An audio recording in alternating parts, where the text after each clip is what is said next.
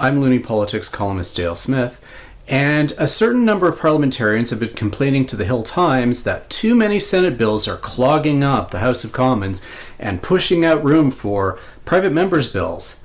But there's a name for this phenomenon, and that's called consequences, because MPs, particularly opposition MPs, have been making a lot of choices since 2019. Now, you might recall that that was when the Trudeau government lost their majority, and since then, there's been unrelenting procedural warfare throughout the House of Commons, and that means committees, for the most part, have been filibustered solid when it comes to government bills. As a result, the general trend is that only between 1 and 3 non-money bills will pass in any particular spring or fall sitting, and that's not a lot. And that's exactly what's happening with the Senate.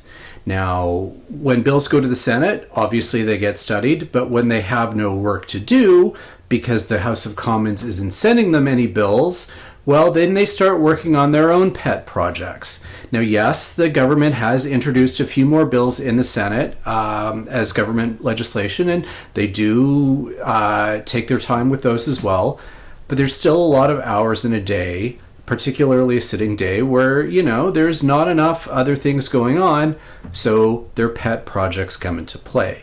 And this is also somewhat exacerbated by the fact that you have so many of these new independent senators who come in feeling like they have a mandate to work on legislation by virtue of the fact that they were appointed.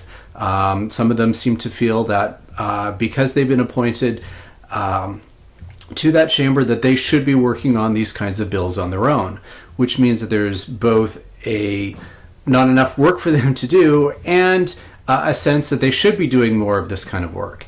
And the end result is that because there are no government bills keeping Senate committees busy, they pass their own bills, and those get sent to the House of Commons, where MPs do have to sponsor them, but they take up the time in private members' business during the course of a day, because that's when the time in the standing orders allocates for them. So yes, MPs are getting a little miffed about this because their own bills aren't getting through because there are Senate bills now in that process. However, this is their own fault.